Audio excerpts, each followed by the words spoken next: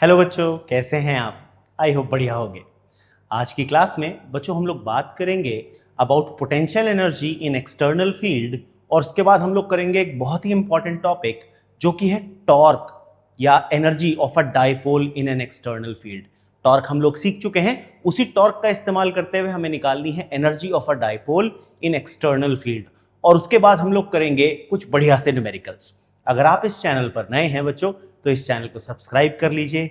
अगर आपने previous videos नहीं देखे हैं तो जाकर के उन्हें देख लें ताकि ये बेटर समझ में आ सके। चलिए स्टार्ट करते हैं आज की क्लास।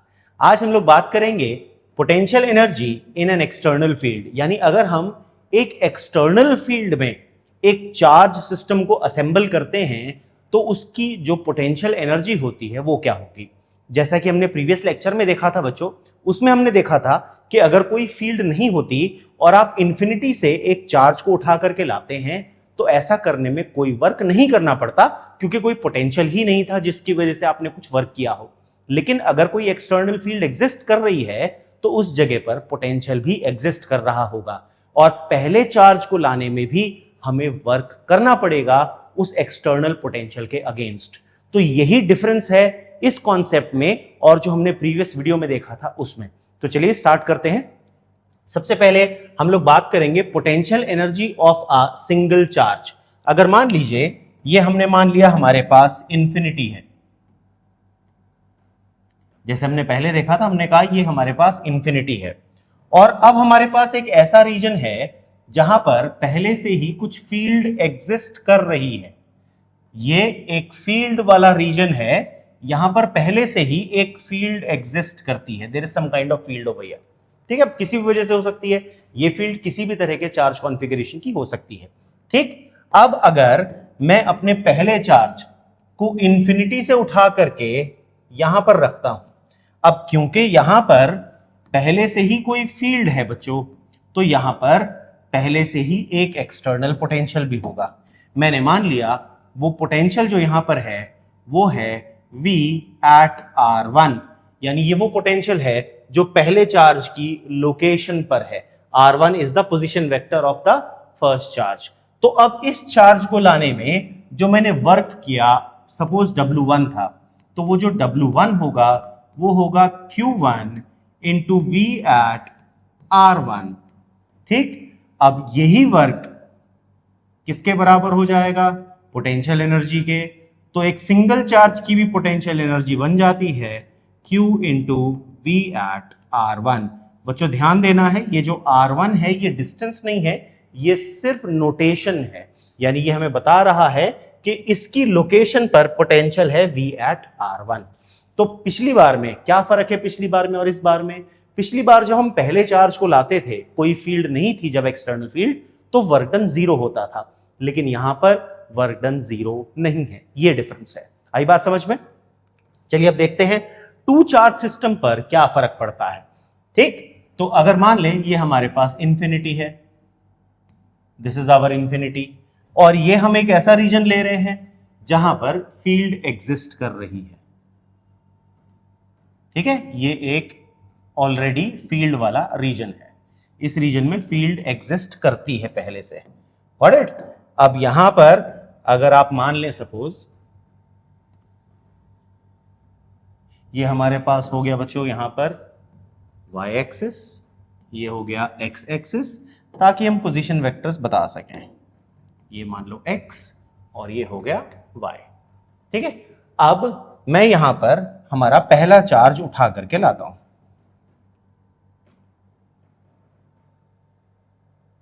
पहले चार्ज को, जिसको हम नाम देते हैं Q1, मैं उसे उठा करके लाया यहां पर। इस Q1 का जो पोजीशन वेक्टर है, याद रखिएगा, इस Q1 का जो पोजीशन वेक्टर है वो है ये R1 वेक्टर, जिसकी वजह से हम मानते हैं यहां पर एक्सटर्नल पोटेंशियल जो एग्जिस्ट कर रहा है वो है V eight position of R1।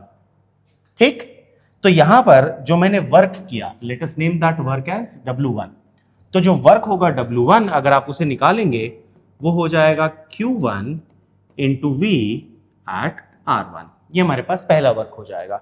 अब मान लेते हैं हम एक दूसरे चार्ज को भी उठा करके लाते हैं। मैं एक दूसरे चार्ज को उठा करके लाया और ये चार्ज है बच्चों Q2। ठीक, अब इसका जो पोजीशन वेक्टर है सपोज वो है R2 वेक्टर, तो मैं बोल सकता हूं यहां पर एक्सटर्नल फील्ड की वजह से जो पोटेंशियल है वो है V at R2। अब हमें पता है यहां पर एक्सटर्नल फील्ड का ही पोटेंशियल नहीं है, सिर्फ यहां पर Q1 पहले से था, तो Q1 भी अपना एक पोटेंशियल एक्सर्ट करेगा। इनके बीच के डिस्टेंस को हमने बोला R12। तो अब यहां पर जो वर्क W2 होगा बच्चों, वो दो अलग अलग पोटेंशियल्स के अगेंस्ट होगा। कितना जी? Q2 into V at R2 plus potential of first charge at the location of second charge V12। अब ये जो V12 है इसको आप निकाल सकते हैं। ये जो V12 होगा ये KQ1 अपॉन R12 हो जाएगा। तो अगर आप ये वैल्यू यहां पर रख दें तो आपके पास W2 जो बनेगा वो बनेगा Q2 into V at R2 plus K Q1 Q2 upon R12। Value डालने के बाद ये बन जाएगा। अब जो नेटवर्क है कैसे निकालेंगे? वो W1 और W2 को उठा के ऐड कर देंगे, और यही जो नेटवर्क होता है बच्चों इसी को हम क्या बोलते हैं? Electrostatic potential energy. तो हमारे पास इलेक्ट्रोस्टैटिक पोटेंशियल एनर्जी का फॉर्मूला आ जाएगा Q1 into V at location R1 plus Q2 into V at location R2 plus K into Q1 Q2 upon R12। ये बन जाएगी टू चार्ज सिस्टम की पोटेंशियल एनर्जी। अगर आप ध्यान दो, जो हमने लास्ट क्लास में सीखा था उसमें हमारे पास पोटेंशियल एनर्जी सिर्फ इतनी आई थी। This was the answer in the last class. हमारी जो लास्ट क्लास थी जिसमें कोई एक्सटर्नल फील्ड नहीं थी, तो मैंने इतना आंसर निकाल करके दिखाया था। तो इस बार ये टर्म और ये टर्म एक्स्ट्रा आ जाती है। क्यों आती है? क्योंकि पहले चार्ज को लाने में जो एक्सटर्नल फील्ड का वर्क था वो ये था, जो दूसरे चार्ज को लाने में था वो ये था। तो हमने एक्सटर्नल फील्ड के अगेंस्ट दो एक्स्ट्रा वर्क किए और वही दो टर्म्स यहां पर आ गई। ऐसे अगर तीन चार्ज होंगे तो जो तीन चार्ज वाली पुरानी वाली टर्म थी उनमें तीन एक्स्ट्रा टर्म्स आ जाएंगी। समझ में आया सबको? ये सुनो, तो ये बहुत ही आसान है, ज्यादा कोई डिफिकल्ट कॉन्सेप्ट नहीं है। तो इस तरीके से हम एक्सटर्नल फील्ड में पोटेंशियल को कैलकुलेट कर सकते हैं। क्लियर है? चलो आगे चलते हैं। अब ये जो पोटेंशियल, यहां जो हमने एनर्जी को डिफाइन किया है, यहां पर हम एनर्जी को जनरली सब एटॉमिक पार्टिकल्स या छोटे पार्टिकल्स के लिए एनर्जी की जो यूनिट लेते हैं वो लेते हैं इलेक्ट्रॉन वोल्ट। अब ये इलेक्ट्रॉन वोल्ट क्या होता है, चलिए पहले इसे समझ लेते हैं। हम मान लेते हैं मैंने यहां पर एक वैक्यूम ट्यूब ले ली, उस वैक्यूम ट्यूब के अंदर मैंने दो प्लेट्स रख दी।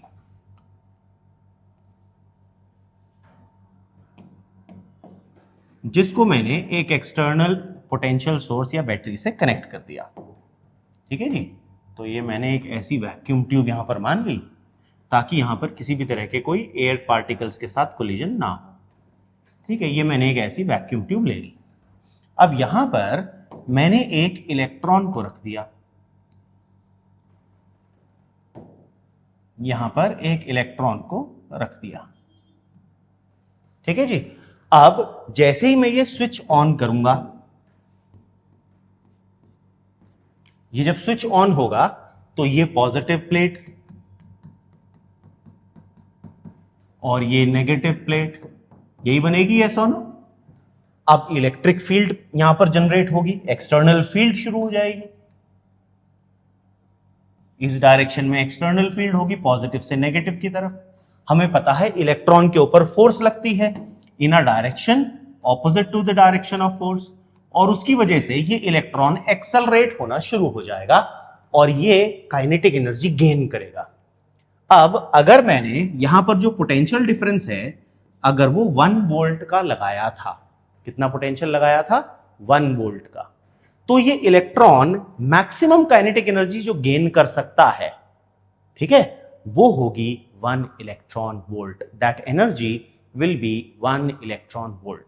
तो बेसिकली हम इसीलिए डिफाइन करते हैं an electron volt is the potential energy gained or lost by an electron in moving through a potential difference of 1 volt. अब यहां पर जो वर्क किया, ठीक है ना, जो वर्क यहां पर किया उसको अगर आपको निकालना हो वो आ जाएगा charge into potential difference between the plates. Yes और नो? अब चार्ज कितना था? एक इलेक्ट्रॉन का. इलेक्ट्रॉन का चार्ज कितना होता है? 1.6 इंटू 10 की पावर माइनस 19 कूलम. और इन दोनों प्लेट्स के बीच में मैंने कितना पोटेंशियल लगाया था? 1 वोल्ट. तो मेरे पास जो वर्क आ गया वो आ गया 1.6 इंटू 10 की पावर माइनस 19 कूलम वोल्ट. लेकिन अगर आप याद करो, एक कूलम वोल्ट तो एक जूल के बराबर होता है. इसका मतलब जो यहां पर वर्क किया वो आ गया 1.6 इंटू 10 की पावर माइनस 19 जूल. और इसी वर्क को बच्चों हम लोग बोलते हैं 1 इलेक्ट्रॉन वोल्ट. तो इसका मतलब एक इलेक्ट्रॉन वोल्ट कितने जूल के बराबर होता है? 1.6 into 10 raise to power minus 19 joule. और यही इसकी डेफिनेशन के बाद हम वैल्यू कैलकुलेट करते हैं. तो जब भी आपको इलेक्ट्रॉन वोल्ट को जूल में कन्वर्ट करना हो तो आप इससे मल्टीप्लाई कर सकते हैं.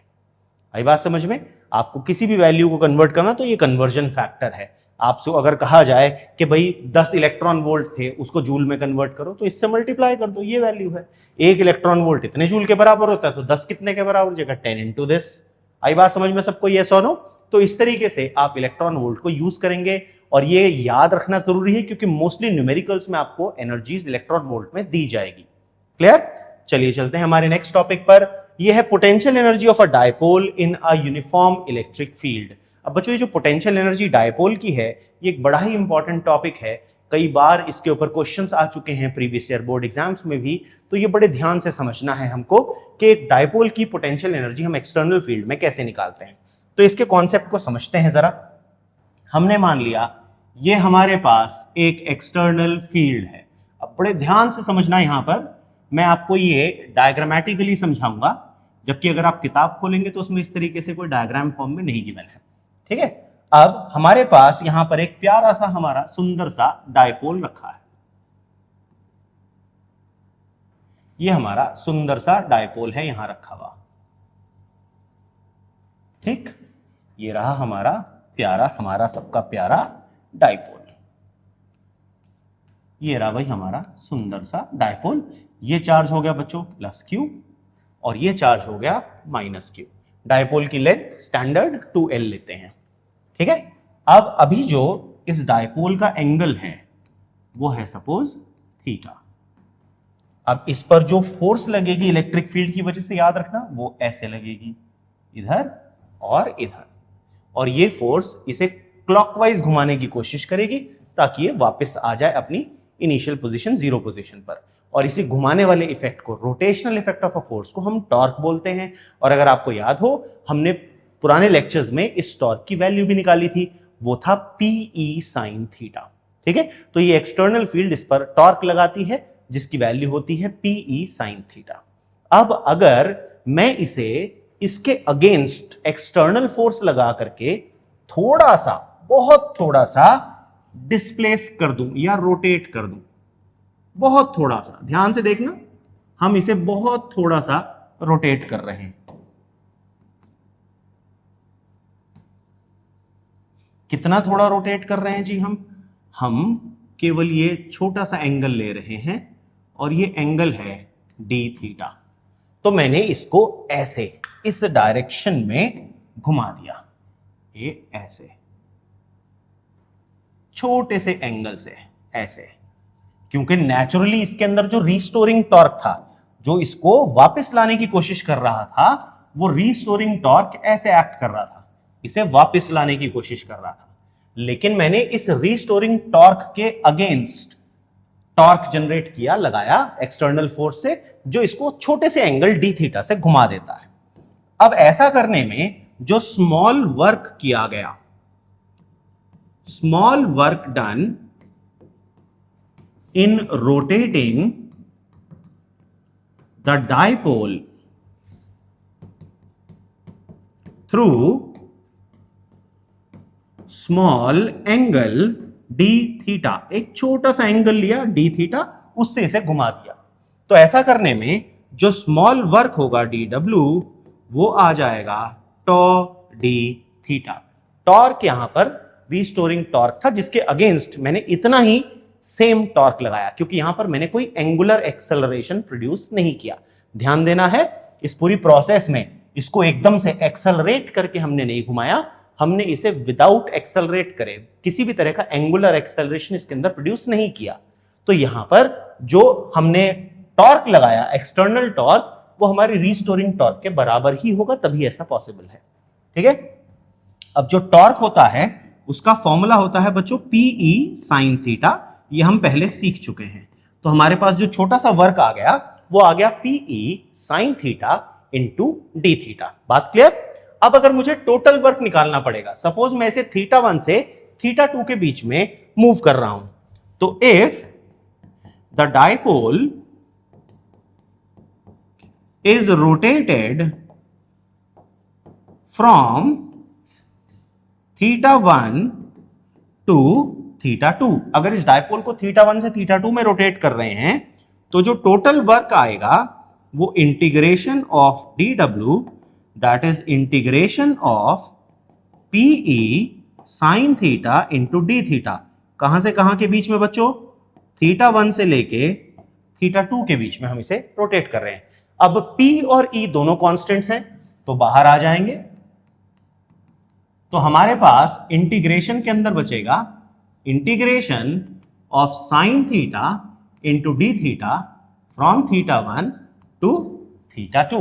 अब अगर आप याद करो, साइन थीटा का इंटीग्रेशन होता है माइनस कॉस थीटा, तो मेरे पास आ जाएगा PE और ब्रैकेट में minus cos theta from theta 1 to theta 2। ठीक, अब हम करेंगे upper limit minus lower limit, तो मेरे पास W की वैल्यू आ जाएगी माइनस PE कॉस थीटा, यहां पर ब्रैकेट में cos theta 2 minus cos theta 1, मैंने माइनस बाहर ले लिया था, तो अपर लिमिट माइनस लोअर लिमिट कर लिया। अब ये जो हमने यहां पर वर्क किया, यही वर्क पोटेंशियल एनर्जी के बराबर हो जाएगा। तो आप पोटेंशियल एनर्जी U को लिख सकते हैं minus PE cos theta 2 minus cos theta 1। ठीक, तो ये आ जाएगी potential energy of a dipole in external field. अब मान लो, लेट अस अज्यूम, इफ, ये ध्यान देना ये एक्स्ट्रा पॉइंट है, if dipole is rotated from theta 1 equals to 90 degree to theta 2 equals to theta, यानी डायपोल 90 से किसी एंगल पर मैं लेकर के जा रहा हूं, तो जो पोटेंशियल एनर्जी हो जाएगी वो आ जाएगी minus PE cos theta minus cos 90 degree. अब हमें पता है cos 90 की वैल्यू 0 होती है, तो अब हमारे पास पोटेंशियल एनर्जी का फॉर्मूला आ गया माइनस PE cos थीटा। तो अगर आपको कभी सिर्फ ये कहा जाए कि dipole is rotated through angle 60 degree, तो वो ऑटोमेटिकली ये वाला केस है जिसमें दूसरा एंगल मेंशन नहीं होता, तो वो ऑटोमेटिकली 90 डिग्री से रोटेशन वाला ही केस माना जाता है। आई होप आपको ये बात समझ में आ गई बच्चों, यस और नो? पक्की बात? तो ये था हमारे पास potential energy of a dipole. अभी जो potential energy of a dipole है, इसके ऊपर हम बड़ा अच्छे से कॉन्सेप्ट समझ सकते हैं, वो है इसकी जो पोटेंशियल एनर्जी है उसके ऊपर बेस्ड। देखो क्या, इसके स्पेशल केसेस बनाते हैं, बड़ा मजा आएगा इसको करने में, ध्यान देना जरा, बहुत ही इंटरेस्टिंग चीज है, और इससे हम इक्विलिब्रियम को भी समझ पाएंगे on the basis of energy. Equilibrium को एनर्जी के बेसिस पर हम लोग समझने की कोशिश करेंगे, है बच्चों, ध्यान रखिएगा। अब देखो, पोटेंशियल एनर्जी का फॉर्मूला हमें याद रखना है माइनस PE cos थीटा, यानी 90 से मूव कर रहे हैं हम लोग। ठीक, तो फर्स्ट केस है if theta equals to 0 degree. 0 degree कब होगा सोच के देखो, ये आपके पास फील्ड है, ये फील्ड है, एक्सटर्नल फील्ड E। अब अगर आप इस फिगर में देखो तो डायपोल मोमेंट था किधर भाई? डायपोल मोमेंट था ये ऐसे, फ्रॉम नेगेटिव टूवर्ड्स पॉजिटिव, ये था हमारा डायपोल मोमेंट। तो P और E के बीच का जो एंगल था वो था थीटा, ठीक है ना। तो अब हमारा जो डायपोल है वो कुछ ऐसे अलाइन हो जाएगा, ये माइनस क्यू, ये प्लस क्यू, और जो हमारा डायपोल मोमेंट है वो ऐसे इधर से इधर की तरफ, फ्रॉम माइनस टू प्लस। तो दोनों पैरेलल हो जाएंगे, सेम डायरेक्शन में हो जाएंगे, तो थीटा की वैल्यू 0 आएगी, ठीक है। तो अगर आप u की वैल्यू निकालो, ये आएगी माइनस पीई कॉस 0 डिग्री, और कॉस 0 होता है 1, तो u की वैल्यू आ जाएगी माइनस पीई। और अगर आप नोटिस करो, ये पोटेंशियल एनर्जी की मिनिमम वैल्यू है, और हमें पता है जब भी कोई सिस्टम अपनी मिनिमम पॉसिबल वैल्यू पर होता है तो वो स्टेबिलिटी अचीव कर लेता है, इसीलिए ये केस बन जाता है स्टेबल इक्विलिब्रियम का। This is the condition for stable equilibrium. तो ये हमारे पास आ गया स्टेबल इक्विलिब्रियम का केस, ठीक। दूसरा, अगर आप नोटिस करो यहां पर दूसरा केस ले सकते हैं, if theta equals to 180 degree. अब 180 डिग्री को अगर मैं फिगर की फॉर्म में बनाऊं तो ऐसे बना सकता हूं, ये हमारे पास हो गई इलेक्ट्रिक फील्ड E वेक्टर। अब जो हमारा डायपोल है बच्चों वो इस तरह से अलाइन होगा, भाई प्लस क्यू इधर चला जाएगा और माइनस क्यू इधर आ जाएगा, तो हमारा जो डायपोल मोमेंट था वो बिल्कुल पलट जाएगा, है कि नहीं। तो हमारा डायपोल मोमेंट जो P है वो ऐसे हो जाएगा, तो एक इधर है और ये इधर चला गया, कितना एंगल हो गया, ऑपोजिट है, तो 180 डिग्री बन गया। तो अब अगर हम वैल्यू डालें तो u की वैल्यू आएगी माइनस पीई कॉस 180 डिग्री। हम सब जानते हैं कॉस 180 होता है -1, तो माइनस ऑफ माइनस u की वैल्यू आ जाएगी प्लस पीई। और अगर आप देखो ये पोटेंशियल एनर्जी की मैक्सिमम वैल्यू है, this is the maximum value. तो बच्चों मैक्सिमम वैल्यू पर अनस्टेबिलिटी सबसे ज्यादा होती है, इसीलिए बन जाता है कंडीशन फॉर अनस्टेबल इक्विलिब्रियम, है ना। तो और अगर आप थीटा की वैल्यू 90 डालोगे तो आपके पास पोटेंशियल एनर्जी 0 आ जाएगी। तो अगर आप थर्ड केस बनाना चाहो वो भी बना सकते हो, if theta equals to 90 degree, u equals to minus PE cos 90 degree, that is u equals to 0। लेकिन मेन कौन से हैं, स्टेबल और अनस्टेबल इक्विलिब्रियम वाले कंडीशन ही सबसे इंपॉर्टेंट है। आई बात समझ में सबको, यस और नो। तो ये था हमारे पास डायपोल की potential energy in external field. चलिए अब कोई भी कॉन्सेप्ट को आपको समझना हो तो उसके ऊपर क्वेश्चंस करे बिना वो कॉन्सेप्ट कभी भी पक्का नहीं होता। तो चलिए कुछ बढ़िया से क्वेश्चन देखते हैं। क्वेश्चन है, determine the electrostatic potential energy of a system consisting of two charges. एक है 7 माइक्रोकूलम का और दूसरा है -2 माइक्रोकूलम का, with no external field placed at -9,0,0 and +9,0,0। तो जब आपको इनकी पोजीशंस पता है, दोनों x एक्सिस पर रखे हैं क्योंकि ये भी x कोऑर्डिनेट है और ये भी x कोऑर्डिनेट है, ठीक है। तो डिस्टेंस माइनस करके निकालेंगे तो 18 सेंटीमीटर आ जाएगा, ठीक है जी। ये चार्ज है और ये चार्ज है। अब हमें Q1 दिया गया है 7 माइक्रोकूलम, 7 माइक्रोकूलम, जिसको हम लिखेंगे 7 इंटू 10 की पावर -6 कूलम। जो Q2 है बच्चों वो दिया गया है -2 माइक्रोकूलम, यानी -2 इंटू 10 की पावर -6 कूलम, यही दिया गया है हमको। और इनके बीच का जो डिस्टेंस है R12 वो आ जाएगा 9 minus of -9, that is 18 centimetre, जो कि आ जाएगा 18 इंटू 10 की पावर -2 मीटर। सब कुछ ऐसा ही में आ गया। अब जो पोटेंशियल एनर्जी होती है दो चार्ज सिस्टम की वो थी K Q1 Q2 upon R12। K की वैल्यू डालो 9 इंटू 10 की पावर 9, Q1 की वैल्यू 7 इंटू 10 की पावर -6, Q2 की वैल्यू -2 इंटू 10 की पावर -6, और R12 की जगह डालोगे आप 18 इंटू 10 की पावर -2, ठीक है। 9 से ये बन गया 2, 2 से ये 2 कैंसिल, बच गया -1, ठीक है। अब देखो 9 और -12, ये +2 ऊपर चला गया 11, 11 - 12 इज -1, तो u की वैल्यू आई 7 × 10 -7 × 10 की पावर -1, या u आ जाएगा -0.7 जूल। ये आ गई हमारे पास बच्चों potential energy of the two charge system. समझ में आया क्वेश्चन? चलिए एक और क्वेश्चन देखते हैं। क्वेश्चन है 3 charges -q + q and -q are placed at equal distances on a straight line. If the potential energy of the system of 3 charges is 0, find the ratio Q upon q। ठीक है, आपको ratio निकालना है, potential energy 0 है। देखो बड़ा interesting सवाल है और बहुत ही इजी है। ये आपको दिया गया -q, ये आपको दिया गया +q, ये आपको दिया गया -q। ठीक है, मैंने यहां का डिस्टेंस इन दोनों के बीच का r मान लिया, इन दोनों के बीच का r मान लिया, तो ये पूरा डिस्टेंस हो गया 2r। ठीक है, ताकि फ्रैक्शन ना यूज करना पड़े इसलिए ऐसा किया।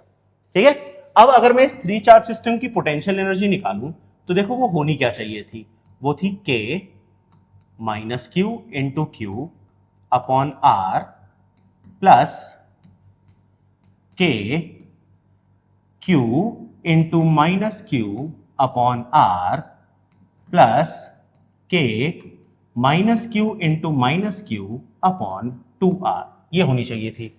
तो मेरे पास जो पोटेंशियल एनर्जी आनी चाहिए थी वो आनी चाहिए थी माइनस और minus -2 kq upon r plus kq² upon 2r।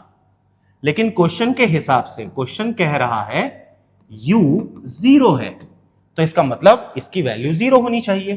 तो मैं कह सकता हूं कि q² upon 2r minus 2 kq × q upon r should be equal to 0, या मैं कह सकता हूं k × q² अपॉन 2r, इसे इधर ले जाएंगे तो प्लस हो जाएगा 2kq × q अपॉन r। देखो इस q से ये स्क्वायर गया, इस r से ये r गया, ठीक, इस k से ये k भी गया, तो मेरे पास आ गया q और यहां बच गया 2 इक्वल्स टू, यहां आया 2 और ये आ गया कैपिटल Q। ठीक, तो मैं लिख सकता हूं देयरफॉर, इस Q को इधर ले जाएं, इस 2 को इधर ले जाएं, 1/4 equals to capital Q upon Q, या मैं कह सकता हूं capital Q upon small q equals to 1/4। तो आपसे यही तो पूछा था, कैपिटल Q और स्मॉल q की जो रेशो है वो निकाल लीजिए। तो वो रेशो हमारे पास निकल कर क्या आया बच्चों, 1/4। इसमें हमने 3 चार्ज की जो पोटेंशियल एनर्जी का कॉन्सेप्ट है वो यहां पर यूज किया।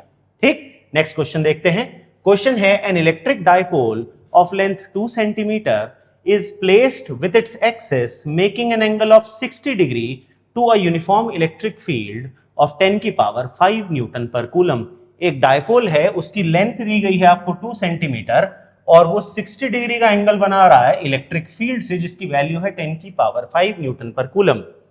उस पर जो टॉर्क लगा वो है 8√3 न्यूटन मीटर का। आपको बताना है कि जो चार्ज है डायपोल पर वो कितना है और जो पोटेंशियल एनर्जी है डायपोल की वो भी आपको निकाल करके बतानी है। ठीक है ना।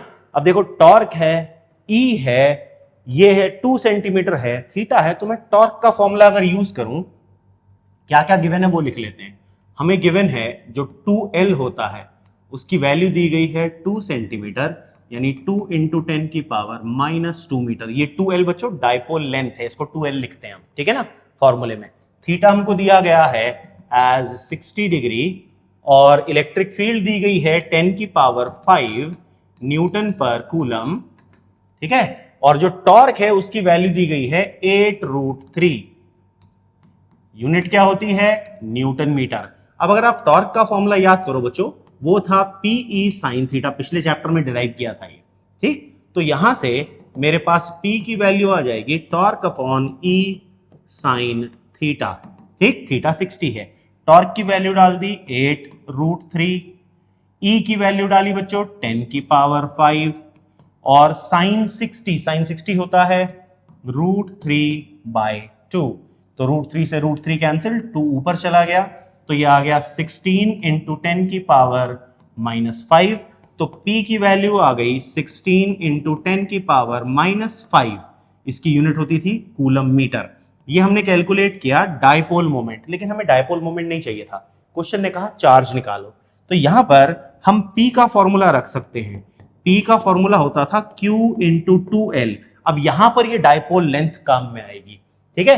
तो यहां से आपके पास चार्ज का फॉर्मूला हो जाता था dipole moment upon dipole length. Dipole moment आया था 16 इंटू 10 की पावर -5 और डायपोल लेंथ थी 2 इंटू 10 की पावर -2।